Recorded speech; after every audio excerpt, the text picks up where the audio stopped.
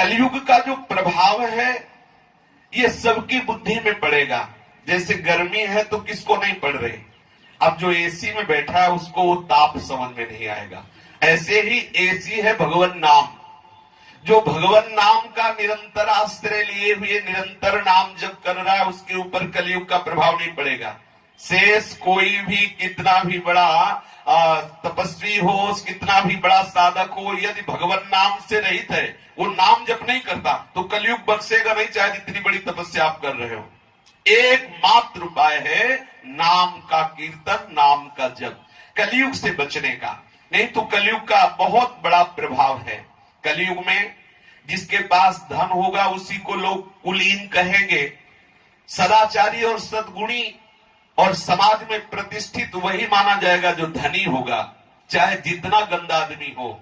यदि उसके पास अधिक धन है तो समाज में उसकी प्रतिष्ठा होगी और व्यवहार में उसका सम्मान किया जाएगा।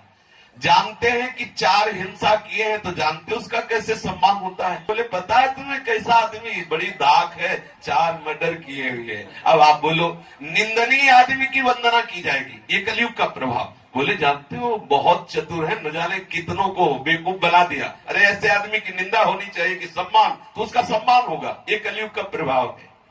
कलयुग में सत्यता, पवित्रता, क्षमा, दया, आयु, बल, स्मरण शक्ति, इन सब का लोप होता चला जाएगा।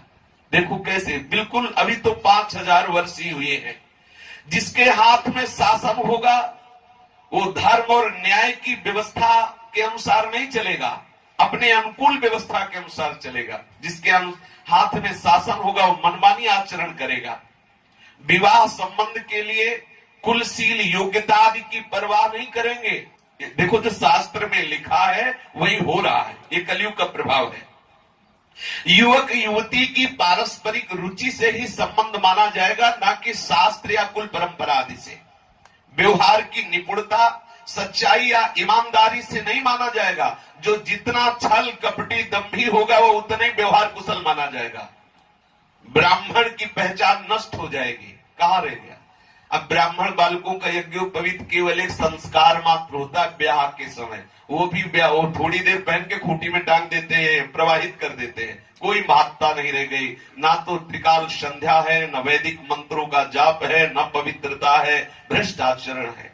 ब्राह्मण होकर शराब पिए, ब्राह्मण होकर के त्रिकाल संध्या न करे, सोचो कितने बड़े बड़े अपराध की प्रवृत्तियां उदय हो रही। कलिकाल का प्रभाव है।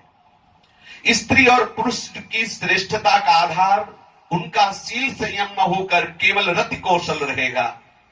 वस्त्र, दंड, कमंडल आदि से ही ब्रह्मचारी, सन्यासी आदि आश्रमों की पहचान होगी। एक दूसरे के बाह्य चिन्हों को स्वीकार कर लेना ही आश्रम में प्रवेश माना जाएगा, ना कि तपस्या या सात्विक सद्गुण या भजन। केवल बाहरी वेश परिवर्तन ही साधुता का प्रतीक होगा। जो जितना घूस देने में समर्थ है उसे उसी को न्याय मिलेगा। जो जितना धन खर्च कर सकता है उसी की समाज में प्रतिष्ठा होगी। जो घूस नहीं दे सकता, जो धन से असमर्थ है, उसको न्याय मिलना मुश्किल हो जाएगा। अदालतों से ठीक ठीक न्याय ना मिल सकना। बोलचाल में जो जितना चालाक होगा वो उतना ही बड़ा विद्वान पंडित माना जाएगा। जो शास्त्र कह रहा है वही आज हो रहा है वर्तमान में। असाधुता की पहचान होगी गरीब होना। जो गरीब है वही असाधु है, और जो धनी है जितना दंभ कर ले, जितना पाखंड कर ले, वो उतना ही बड़ा साधु माना जाएगा। जितना नाटक दिखा सके उतना ही साधु बड़ा माना जाएगा। शास्त्रीय विधि विधान संस्कार आदि की कोई परवाह नहीं करेगा। सुंदर बाल संवार लिए, कपड़े संवार लिए, यही स्नान माना जाएगा। लोग दूर के तालाब को तीर्थ मानेंगे और निकट के महामहिमा में गंगा, गोमती आदि तीर्थों की अवहेलना कर देंगे। सिर पर बड़े बड़े बाल रखाना, उनको सुंदर सजाना, यही सुंदरता का चिन्ह रह जाएगा। सबसे बड़ा पुरुषार्थ होगा जैसे भी बने पेट भरने की व्यवस्था हो जाए, यही पुरुषार्थ होगा। जो जितनी ढिठाई से बात कर सके उसे उतना ही सच्चा माना जाएगा। चतुराई का सबसे बड़ा लक्षण होगा कि तुम कैसे किसकी कितनी बेईमानी कर लेते हो, उतने ही तुम महान पुरुष हो। कलयुग का प्रभाव होगा कि जो जितने चतुराई से बेईमानी कर ले, जितना धन दूसरे का चुरा ले, उतना ही बड़ा वो महान माना जाएगा। अरे बोले समझते हो कितनी बिल्डिंगें बनी, अब कितने वो बेईमानी से बना रहे, इससे कोई मतलब नहीं। धर्म का सेवन केवल यश के लिए किया जाएगा, केवल लोग बड़ाई करें कि बड़े धर्मात्मा पुरुष हैं, पौशाला खुलवाया है, देखो साधु सेवा करते हैं, देखो बंगला बनाते हैं, ये सब उसका उद्देश्य होगा यश, ना कि भगवत प्रसन्नता। कलिकाल में ऐसे दोष प्रकट होंगे कि सबके शरीर छोटे होने लगेंगे, भोग वासना बढ़ जाएगी, शरीर रोग से ग्रस्त होंगे, वर्ण और आश्रम धर्म बतलाने वाले शास्त्र गुप्त हो जाएंगे, और जो पाखंडी लोग हैं वो शास्त्रों का अर्थ अपने हिसाब से करेंगे। सामने शास्त्र रखा है, अब स्वयं भजन है नहीं, अनुभूति है नहीं, तो वो अपने जैसे हमारी वासनाओं की पूर्ति हो वैसे शास्त्र का अर्थ बताएंगे। जो हिंसा, झूठ, निरपराध लोगों को दंड देना, चोरी करना, ये सब वृत्तियां बढ़ने लगेंगी। चारों वर्ण शूद्र के समान हो जाएंगे, गौएं बकरियों की तरह हो जाएंगी, बहुत कम दूध देने वाली हो जाएगी, गौओं का आदर खत्म होने लगेगा। आप देखो कुत्ते पाले जाते हैं घर में, कुत्तों को बिस्कुट पवाया जाता है, महकुआ साबुन लगाया जाता है, और कार में डोली कह के चुम्मी लेते हुए बैठाल के डुलाया जाता है, और गाय को डंडा अगर दरवाजे खड़ी हो जाए तो डंडा मार के भगा दिया जाता है। ये कलयुग मुक्का महाराज का प्रत्यक्ष देखो प्रभाव। जो गऊ समस्त देवताओं के द्वारा भी वंदनीय है, अगर वो एक ग्रास के लिए दरवाजे पे खड़ी हो तो हम डंडा मार के भगा देंगे। और भय क्या है, कहीं गोबर न कर दे, क्योंकि गोबर परम पवित्रता का स्वरूप है और वो अपवित्र हृदय वाले हैं, तो डरते हैं कहीं गाय पेशाब न कर दे, क्योंकि सारे तीर्थ उसके पेशाब में वास करते हैं। गाय कोई साधारण गाय का गोबर और मूत्र परम पवित्र है। जब पहले दीक्षा दी जाती थी तो पंचगव्य पिलाया जाता था, गाय का दूध, गाय का घी, गाय का दही, गाय का गोबर, गाय का मूत्र, ये पंचगव्य है। इसके पाने से कितना भी पतित हो पावन हो जाता है। तो आज गाय दरवाजे पे खड़ा होती है तो डंडा मारा जाता है, भगा दिया जाता है, और कुत्ते को प्यार किया जाता है। कैसा समय आ गया है। अभी तो 5,000 वर्ष का है, 4,32,000, क्या क्या होगा। और जो घर गृहस्थी वाले हैं वो केवल भोग सामग्री संपन्न करना, एकाग्रता से कैसे भोग सामग्री एकत्रित हो और भोग भोगना, बस इतना ही केवल रह जाएगा। हमारे जीवन का लक्ष्य भगवत प्राप्ति है, अतिथि सत्कार है, साधु सेवा है, ये सब भाव हटते चले जाएंगे। धान, जौ, गेहूं आदि ये बहुत छोटे छोटे पौधे होंगे और अन्न भी जहरीला होने लगेगा। देखो फेंका जाता है जहर, ये जो शरीरों में रोग हो रहे हैं, अन्न में जो खाद लगाई जाती है, जहर छिड़का जाता है, उसका प्रभाव अन्न में होता है, शरीरधारियों के ऊपर उस अन्न का प्रभाव पड़ता है। वृक्ष में अधिकांश छोटे छोटे पौधे रह जाएंगे, कटीले रह जाएंगे। जो बड़े बड़े वृक्ष रस वाले फल देने वाले हैं वो सब अंतर ध्यान होते जाएंगे। ऐसा हो रहा है, बड़े बड़े आम के वृक्ष सूख रहे हैं और नकली छोटे छोटे हो जो अब वो पौधे बढ़ रहे हैं। बादलों में बिजली तो चमकेगी परंतु वर्षा नहीं होगी। गृहस्थों के दरवाजे पर साधु और अतिथि का सत्कार नहीं होगा। ब्राह्मण वेद ध्वनि से रहित हो जाएंगे और एक समय ऐसा आएगा कि जनसंख्या घटती चली जाएगी, सूने सूने गांव हो जाएंगे। कलयुग का ऐसा प्रभाव कि मनुष्य गधे जैसा स्वभाव वाला हो जाएगा, केवल विषयों को भोगना और विषयों का बोझा ढोना, ना शास्त्र से मतलब है ना संतों से मतलब है। कलयुग का ऐसा प्रभाव कि समस्त धर्म लुप्त हो जाते हैं, लोग पाप में रति करते हैं। सदग्रंथ केवल रखे रहते हैं, कोई सदग्रंथों को पढ़ करके अपने आचरण में नहीं उतारता। दंभी लोग, पाखंडी लोग, कंचन कामनी की लालसा रखने वाले लोग शास्त्रों का अर्थ बताने लगे हैं, कल्पना करके बहुत अलग से पंथ निकाल लेते हैं। सभी लोग मोह के बस हो गए हैं, शुभ कर्मों को लोभ ने हड़प लिया है। हे ज्ञान के भंडार गरुण जी महाराज, मैं कलयुग के धर्म कहता हूं, इनको सुनो। हरि भजन के प्रताप से इन आचरणों से बच जाओ तो कलयुग का प्रभाव आपके ऊपर नहीं पड़ेगा। कलयुग में कोई वर्ण धर्म नहीं मानता। मैं ब्राह्मण हूं, क्षत्रिय हूं, वैश्य हूं, शूद्र हूं, यदि अपने वर्णाश्रम धर्म से चलोगे तो तुम्हें इनसे वैराग्य हो जाएगा, प्रभु के चरणों में अनुराग हो जाएगा। पर कलयुग का ऐसा प्रभाव कि कोई अपने वर्णाश्रम धर्म की मर्यादा से नहीं चलता। ये वर्णाश्रम धर्म किसी की कल्पना नहीं है, स्वयं भगवान कहते चातुर्वर्णम मया सृष्टा, मेरे द्वारा ही चारों वर्णों की सृष्टि हुई है। वेद कहता है ब्राह्मणो सुमुखमासीत बाहु राजन्यः कृतः ऊरु ततश्चद्वैस्यः पदभ्यागं शूद्रो अजायत।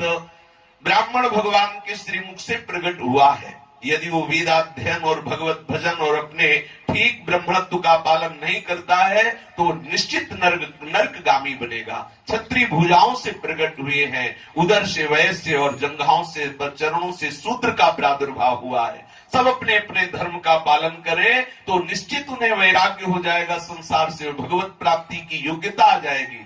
पर कलयुग का ऐसा प्रभाव, कोई वर्णाश्रम धर्म का पालन नहीं करेगा। सब स्त्री पुरुष वेद का विरोध करेंगे, वेद की आज्ञा का पालन नहीं करेंगे। ब्राह्मण अगर वेद पढ़ेंगे भी तो बेचने के लिए, वेद बेचने के लिए। कितने की कथा होगी, बोले इतने की होगी, बेचना है। हम भगवत चर्चा करें, कोई 1 अरब आके चढ़ा दे तो क्या श्री कृष्ण कथा की कीमत 1 अरब हो सकती है क्या? पूरा त्रिभुवन नहीं हो सकता। तो भगवत प्रसाद से जो मिले उससे अपने उदर का पोषण करे। अगर जिसे श्री कृष्ण पर भरोसा नहीं है, धन पर भरोसा है, तो भागवत का अधिकार ही नहीं कहने का। भागवत या भगवत चर्चा करके अगर धन कमाने की लालसा है तो भागवत का रहस्य नहीं जान सकता।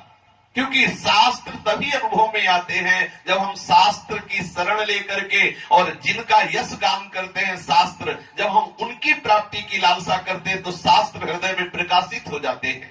पंडित लोग वेद पढ़ेंगे लेकिन बेचने के लिए। ब्राह्मण वेदों को बेचने में सकुचाएंगे नहीं। राजा प्रजा को खा डालने वाली होगी और वेद की आज्ञा कोई भी नहीं मानेगा। जिसको जो अच्छा लगेगा वही आचरण करेगा। जो ज्यादा डींग मार ले, ज्यादा पंडिताई झाड़े, मिथ्या बोले, उसे ही कहा जाएगा बड़े विद्वान हैं। जो अपनी डींग मार ले और खूब पंडिताई झाड़ ले और खूब मिथ्या बोले, और जो जितना पाखंड रच ले, जितना दम्भ कर ले, उतना ही बड़ा वो संत कहा जाएगा। अब ऐसे हम मंचों पे जाते हैं जैसे नौटंकी वाला अपने को सजा के नहीं जाता मंच पे, प्रभावित करने के लिए लाली लिपस्टिक काजल पूरा फिट करके। अब ऐसे हम भगवत चर्चा करने जा रहे हैं। किनकी? जिनका स्मरण करने से देह सुधि से ऊपर उठा जाता है, उन प्रभु की चर्चा करने के लिए हम ऐसे सजा के अपने को, बोलो किसको रिझाने जा रहे हो, गोविंद को या माया को? उद्देश्य है तो क्या भगवत चर्चा, क्या सत्संग। जब खुद शरीर में आसक्ति है शरीर सजाने में, तो क्या आप शास्त्रों का रहस्य जानेंगे? जब खुद मंत्र नहीं प्राप्त, खुद मंत्र का अनुष्ठान नहीं, खुद भगवत साक्षात्कार नहीं, तो क्या दूसरे को मंत्र, क्या दूसरे को उपदेश। कलयुग में ऐसे ही नाटक बढ़ेगा। जो जितना नाटक कर ले उतने बड़ा महात्मा कहा जाएगा। जो जिस किसी प्रकार से दूसरे का धन हरण कर ले वही बुद्धिमान, जो दम्भ कर ले वही बड़ा आचारवान, जो झूठ बोल ले, हंसी दिल्लगी मजाक करना जाने वही गुणवान कहा जाएगा कलयुग में। जो आचारहीन है, जो वेद मार्ग से भ्रष्ट है, ऐसे कलयुग में रहने वालों को ज्ञानी कहा जाएगा, वैराग्यवान कहा जाएगा। आचार भ्रष्ट, शास्त्र विरुद्ध आचरण करने वाले को कहा जाएगा ये बड़े ज्ञानी है, ये बड़े वैरागी है। जिसके बड़े बड़े नख हो, लंबी जटाएं हो, यही पहचान होगी तपस्या की कि ये बड़े तपस्वी है। जो अमंगल वेश धारण किए हुए, अमंगल भूषण धारण किए हुए, भक्ष अभक्ष खाने में कोई सोचते नहीं है, उन्हीं को कलयुग में योगी कहा जाएगा, सिद्ध कहा जाएगा। कलयुग में वही लोग पूज्य होंगे जो जितना आडंबर कर ले। जिनके आचरण दूसरों का अहित करने वाले हैं, उन्हीं का बड़ा गौरव होगा। सम्मान के योग्य वही होंगे जो जितना नाटक दिखा ले। जो मन वचन कर्म से झूठ बोलने में बिल्कुल हिचकाते नहीं है, कलयुग में वही लोग बड़े यहां वक्ता माने जाएंगे। जितना झूठ बोल सको, जितना बात बना सको, वही उतना बड़ा प्रवक्ता माना जाएगा। ब्राह्मण अपड़, लोभी, कामी, आचारहीन, मूर्ख और नीच जाति की व्यभिचारिणी स्त्रियों से व्यभिचार करेंगे। ऐसा कलयुग का बड़ा तांडव होगा कि शूद्र नाना प्रकार के जप तप और व्रत करेंगे और व्यास गद्दी पर बैठ करके पुराणों की कथा कहेंगे। सब मनमाना आचरण, कोई भी नीति को स्वीकार नहीं करेगा। धर्म विरुद्ध सब आचरण होंगे।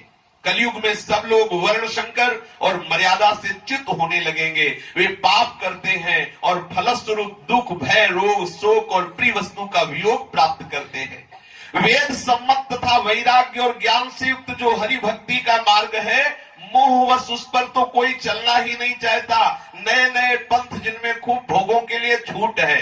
अभी एक दिन किसी ने कहा कि कि हम अपने परिवार को तुम्हारे यहाँ दीक्षा देने की सोचे थे, लेकिन इसलिए नहीं दिला सकते, तुम्हारे यहाँ नियम बहुत हैं, नियम होने के कारण हम तुम्हारे यहाँ दीक्षा नहीं दिला सकते। तो दीक्षा का मतलब क्या रहा कि भ्रष्ट आचरण करो और दीक्षा भी ले लो। अगर दीक्षा है और भगवत मार्ग में नहीं चलते तो फिर दीक्षा का मतलब क्या रहा?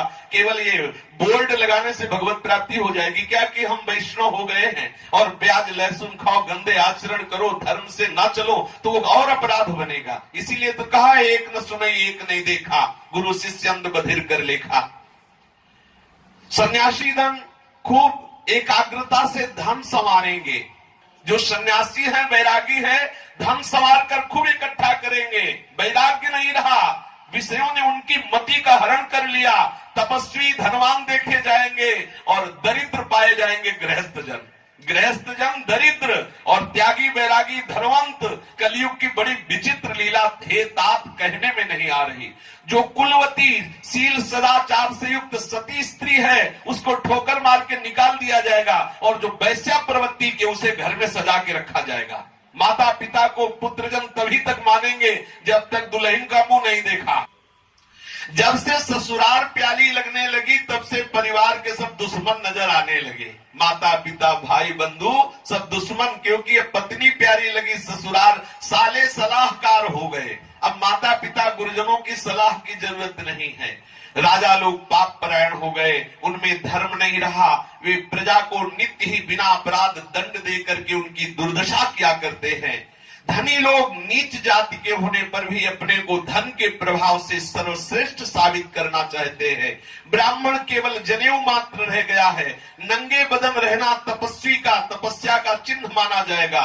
वेद और पुराणों को न मानना, कलयुग में वे ही हरिभक्त और सच्चे संत कहलाएंगे जो वेद को न माने, पुराण को न माने और निर्वस्त्र रहे। अरे क्या बड़े दिगंबर रहते हैं, बड़े तपस्वी हैं। हे पक्षीराज गरुड़ जी, कलयुग में कपट, हठ, दंभ, द्वेष, पाखंड, मान, मोह, काम, ये सब ऐसा पूरे ब्रह्मांड में व्याप्त हो जाएगा, भजन करने के लिए समय नहीं दिया जाएगा। मनुष्य जब तप, यज्ञ, व्रत और दान आदि ये सब तामसी भाव से करेंगे। देवता पृथ्वी पर जल नहीं बरसाएंगे, बोया हुआ धान उगेगा नहीं, बार बार अकाल पड़ जाएगा। लोग बिना अन्न के दुखी होकर के मरेंगे, बारंबार अकाल पड़ेगा। भजन कर लो, आगे जो कलयुग का प्रभाव आने वाला है वो भजन करने के लिए समय नहीं देगा। स्त्रियों के बाल ही भूषण होंगे और बहुत खाने वाली होंगी। धनहीन और ममता से युक्त, सदैव लड़ाई झगड़ा करने वाली, सदैव दुख स्वयं भोगने वाली और परिवार को दुख प्रकट करने वाली। ऐसा अब आदमी काम करके आ रहा है, आते ही झंझट शुरू कर दी, झगड़ा शुरू कर दिया। मूर्ख स्वभाव वाली, धर्म में उनका बिल्कुल प्रेम नहीं रहेगा। थोड़ी बुद्धि, कठोर हृदय, कोमलता का नाश, ऐसे स्वभाव वाली स्त्रियां हो जाएंगी। मनुष्य रोगों से पीड़ित हो जाएंगे। कहीं भी किसी को शांति और सुख नहीं मिलेगा। बिना ही कारण एक दूसरे से विरोध, बिना ही कारण अभिमान करके जलना। बस 10-5 वर्ष का थोड़ा सा जीवन आगे रहेगा, जो समय आने वाला है आगे, और घमंड ऐसा रहेगा मानो कल्पांत में भी नाश नहीं होना है। कलयुग का ऐसा प्रभाव बढ़ेगा कि कोई बहन बेटी को भी नहीं बख्शेगा। विचारहीन पशु स्वभाव वाले, जिन बहन बेटियों की रक्षा करनी चाहिए वो उन्हीं के साथ वे विचार करेंगे। ना संतोष होगा, ना विवेक होगा, ना शीतलता होगी। जाति कुजाति सब भीख मांग के खाने वाले हो जाएंगे। ऐसा हो रहा है, प्रारंभ हो चुका है कलयुग का। तो ये आचरणों का, जितने आचरण कहे जा रहे हैं आप देख लीजिए, सृष्टि में सब आचरणों का प्रभाव पड़ने लगा है। आगे चल करके और इनका बोलबाला हो जाएगा। ईर्ष्या, कड़वे वचन, लालच से भरपूर लोग रहेंगे। किसी के हृदय में समता नहीं देखी जाएगी। सब लोग वियोग और विशेष शोक और अशांति से भरे पड़ेंगे। वर्णाश्रम धर्म का कोई आचरण नहीं मानेगा। इंद्रियों का दमन, दान, दया, समझदारी किसी में नहीं रह जाएगी। केवल मूर्खता, दूसरों को ठगना, यही भाव बढ़ता चला जाएगा। स्त्री पुरुष केवल शरीर का पोषण, पराई निंदा करना, ऐसे ही लोगों की बाहुल्यता हो जाएगी। हे सर्पों के शत्रु गरुड़ जी, कलिकाल पाप और अवगुणों का घर है, किंतु एक बहुत बढ़िया इसका गुण है। अपने लोग अगर इस गुण को पकड़ ले तो सारे अवगुणों पर विजय प्राप्त कर लेंगे। बिना परिश्रम के घोर तपस्या से जो जो लाभ मिलता था वो बिना परिश्रम के इसमें मिल जाएगा। क्या? कृतयुग त्रेता द्वापर पूजा मखर जोग, जो गति होई सुकली हरि नाम ते पावहि लोग। सतयुग में, त्रेता में और द्वापर में, सतयुग में, त्रेता में, द्वापर में जो पूजा यज्ञ और योग से गति प्राप्त होती थी, कलयुग में केवल हरिनाम कीर्तन और हरिनाम जप से बात बन जाएगी। कोई योग नहीं करना, कोई तपस्या नहीं करनी, बस जिह्वा से नाम उच्चारण करते रहो। इसी से कलयुग का प्रभाव आपको छुएगा नहीं और आपको भगवत प्राप्ति हो जाएगी। जहां 10-10 हजार वर्ष तक एक पैर के अंगूठे के बल खड़े होकर वायु पीकर तपस्या करने से जो बात नहीं बनी, वहां नाम कीर्तन के प्रभाव से सहज में भगवत प्राप्ति की बात है। कलयुग का बहुत बढ़िया प्रभाव है कि अगर इसमें हरिनाम जपा जाए तो कोई भी दोष आपको पकड़ नहीं सकता। और जो और युगों में बड़ी बड़ी तपस्या से जो वस्तु प्राप्त होना कठिन थी, इसमें केवल हरिनाम जप से प्राप्त हो जाएगी। सतयुग में सब योगी और विज्ञानी होते हैं। हरि का ध्यान करके सब प्राणी भवसागर से तर जाते हैं। त्रेता में मनुष्य अनेक प्रकार की यज्ञ करते हैं और सब कर्मों को प्रभु के समर्पण करके भवसागर से पार हो जाते हैं। द्वापर में श्री हरि के श्री चरणों की पूजा करके मनुष्य संसार से तर जाते हैं। दूसरा कोई उपाय नहीं। लेकिन कलयुग में तो केवल हरिनाम कीर्तन, हरिनाम जप और हरि के गुणों की गाथा श्रवण और गान करने से सहज में भवसागर से पार हो जाते हैं, भवसागर की थाह ले लेते हैं। कलयुग में ना तो योग और यज्ञ है और ना ज्ञान ही है, केवल प्रभु श्री हरि का गुणगान एकमात्र आधार है। अतएव सारे भरोसे त्याग करके केवल श्री हरि का भजन करो, प्रेम सहित श्री हरि के गुणों का गान करो, श्री हरि के गुणों का श्रवण करो, सहज में भवसागर से पार हो जाओगे। कलयुग का कोई भी प्रभाव आपके ऊपर, प्रताप कलयुग में प्रत्यक्ष है। कलयुग का एक महान प्रताप है कि मानसिक पुण्य प्राप्त हो जाता है लेकिन मानसिक पाप नहीं लगता। अगर मानसिक पाप लगता तो हम लोग घोर नरकों को भोगते। कलयुग का एक महान प्रताप है कि मानस का पुण्य तो प्राप्त होता है लेकिन पाप नहीं प्राप्त होता। जिनका प्रभु के चरणारविंद में प्रेम है, कलयुग का कोई भी धर्म उसके ऊपर व्याप नहीं सकता। जो निरंतर प्रभु के चरणारविंद का चिंतन करते हैं, कलयुग का माया का प्रभाव उसके ऊपर नहीं पड़ता। हे पक्षीराज, जैसे बाजीगर का किया हुआ चरित्र इंद्रजाल देखने वालों के लिए बड़ा दुर्गम है, लेकिन जबूरे के लिए वो कोई खास बात नहीं है क्योंकि वो हर रहस्य जानता है। ऐसे जो भगवान का सेवक है, सतत भजन में रहता है, तो ये काल अर्थात कलयुग आदि का प्रभाव, माया आदि का प्रभाव उसे अपने वश में नहीं कर सकता। वो सारा रहस्य जान जाता है। तो प्रभु के प्रताप से इनका प्रभाव न पड़ने का कारण है निरंतर नाम स्मरण। कितनी बढ़िया बात है। हरि माया कृत दोष गुण बिनु हरि भजन न जाहि। बिल्कुल ठीक सिद्धांत है। जब तक आप हरि का भजन नहीं करेंगे तब तक ये माया का प्रभाव, कलयुग का प्रभाव आपको रौंद डालेगा। अगर हरि भजन करोगे तो इसका प्रभाव आपके ऊपर नहीं पड़ेगा। इसलिए सबसे प्रार्थना है, भजिए राम तज काम सब अस विचार मन माही। समस्त कामनाओं का त्याग करके प्रभु के चरणारविंद का चिंतन करो, जिससे कलयुग का कोई भी प्रभाव न पड़े। नहीं तो निश्चित ऐसे कर्म बन जाएंगे जो हमारे मनुष्य जन्म का हेतु भगवत प्राप्ति है, हमें उससे वंचित रहना पड़ेगा। सतत नाम कीर्तन, नाम जप, प्रभु की चर्चा श्रवण, प्रभु की चर्चा करना, यही कलयुग का प्रधान साधन। शेष चर्चा आगे। श्री राधा वल्लभ लाल की जय।